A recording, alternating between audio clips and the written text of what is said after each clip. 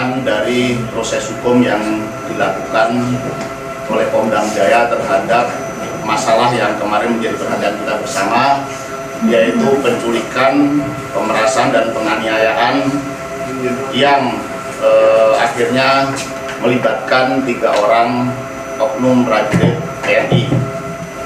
Perlu saya sampaikan di sini bahwa berarti panggilan kasus tersebut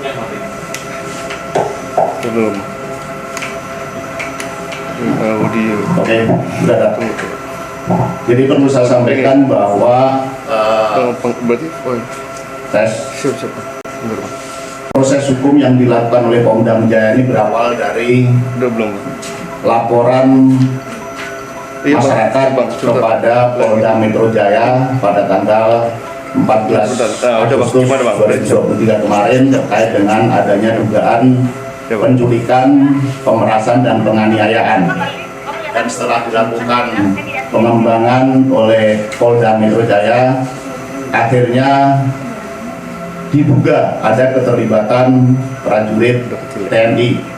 Kemudian dilimpahkan kepada Pom Dam Jaya untuk melakukan proses lebih lanjut karena yang diduga melakukan tindak pidana tersebut adalah oknum prajurit TNI.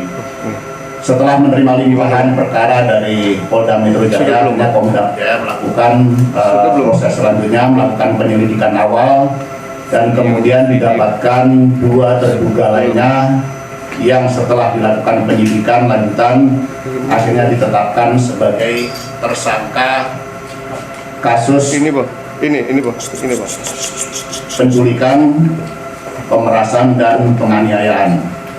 Hari ini penyidik Pom Dam Jaya terus bekerja untuk mengungkap kasus ini secara tuntas, mengumpulkan keterangan para saksi dan mengumpulkan alat bukti.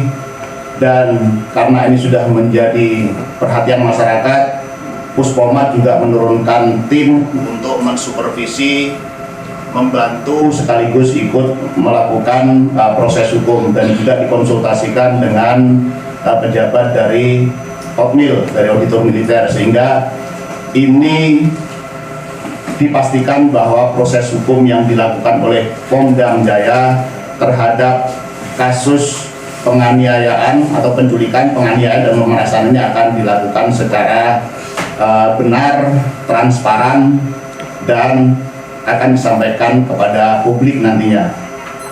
Pimpinan TNI dalam hal ini Bapak Panglima TNI termasuk juga pimpinan Angkatan Darat Bapak Kasat telah memberikan perhatian penuh terhadap penyelesaian ataupun proses hukum dari kasus ini. Dan pimpinan juga Bapak Kasat telah memerintahkan polisi militer untuk mengungkap tuntas kasus ini dan memberikan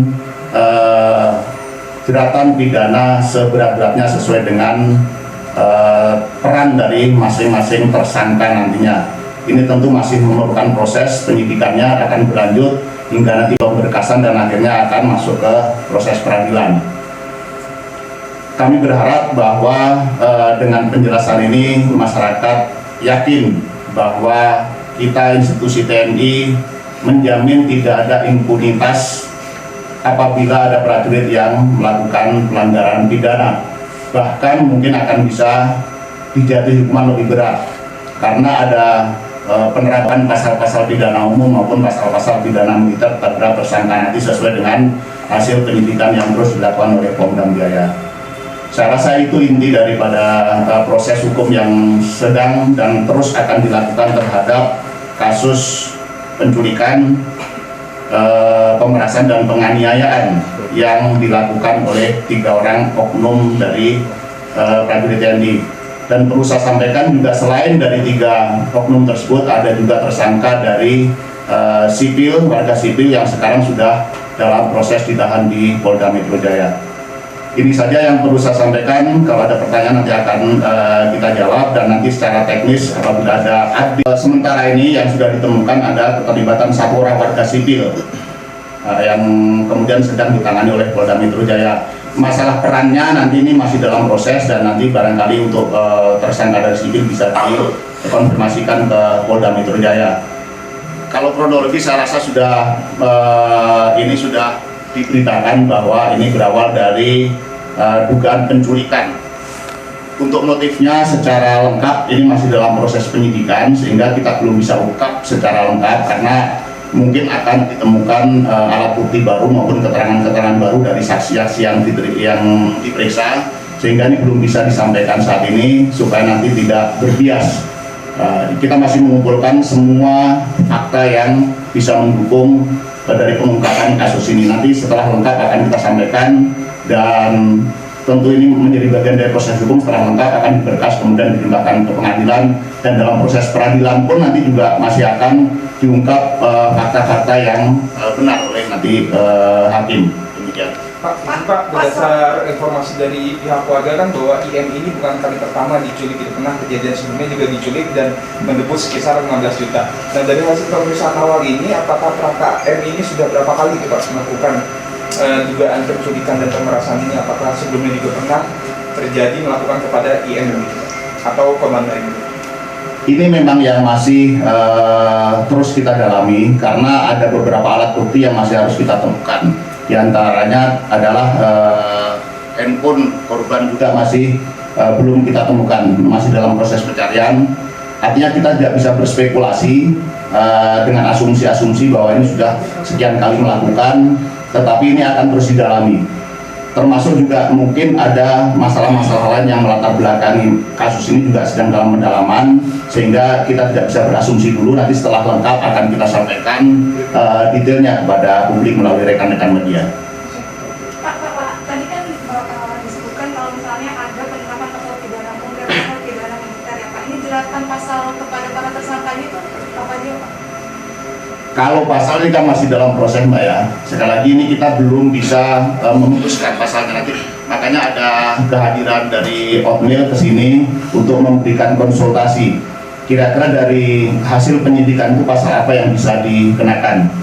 Yang pasti ini berawal dari dugaan penculikan, pemerasan dan penganiayaan yang kemudian menimbulkan terjadinya kematian dari korban.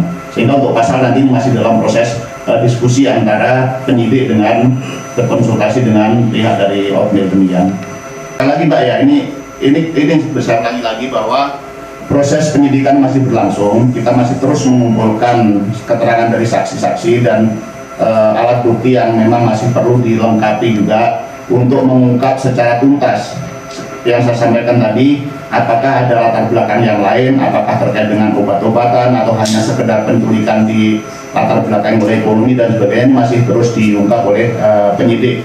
Sehingga kita mungkin opini yang berkembang di media bermacam-macam, tetapi kita proses hukum tidak bisa didasarkan atas opini dari pendapat-pendapat yang beredar di media. Kita masih akan terus melakukan pengumpulan data dan fakta untuk mengungkap yang sebenarnya terjadi di lapangan.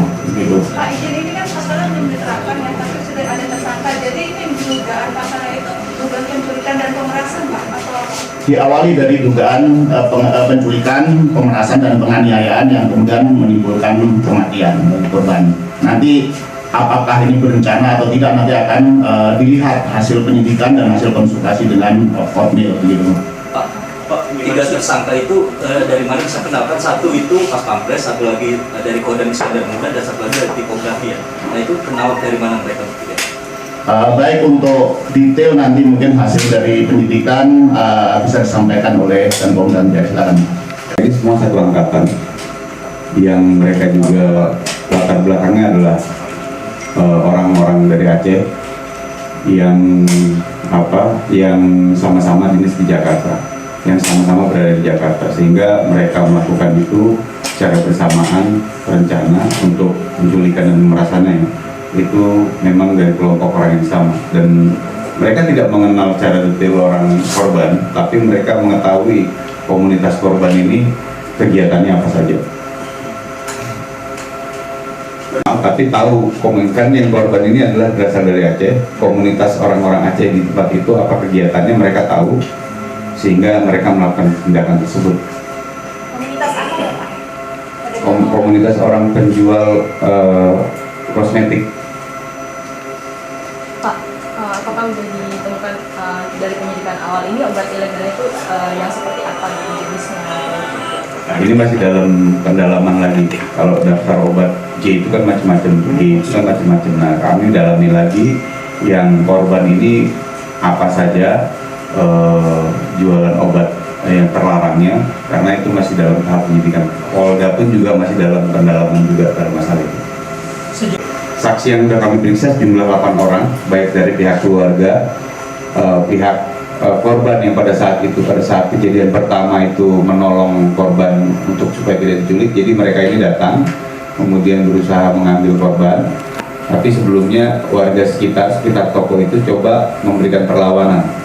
Nah, itu ada 3 orang yang kita periksa, keluarganya, kemudian saksi-saksi lain yang dalam proses penculikan dan pemerasan ini menjadi korban. Ada satu juga korban yang diculik, sebenarnya yang diculik itu 2 orang, tapi yang satu dilepas di sekitar tol Cikeas di sekitar tol Cikeas itu dia dilepas. Nah, karena mendapati korban ini sudah kondisinya agak nafasnya sudah susah. Nah, karena ketakutannya akhirnya korban yang satu dilepas. Nah, itu juga kita periksa sebagai saksi. Korban yang satu ini yang fotonya sempat viral itu Pak, yang pundaknya banyak. Itu bukan itu hoax. Itu tidak ada kaitannya dengan kejadian ini. Oh, berarti yang video viral jadi konfirmasi ya, yang pundaknya dilucuti itu bukan korban ya? Bukan. Itu bukan salah satu dari saksi maupun korban. Kemudian boleh minta satu foto tersangkanya nggak? Bisa. Dan tolong hubungi ke saya nanti satu sumber supaya nanti proses tidak membias dan Pak Amin dikit Pak, Thomas dari Pembaran mau tanya Pak, ini kan yang udah jelas meninggal kan itu adalah si Imam ya Pak. Nah dari hasil visum sementara itu kan tadi Bapak bilang kan dari video viralnya itu ternyata itu hoax ya Pak. Nah berarti itu para korban ini diapain gitu sama para pelaku ini gitu. Terus hasil visumnya itu seperti apa gitu Pak? Boleh dijelaskan? jadi perlu saya sampaikan bahwa ya, halo.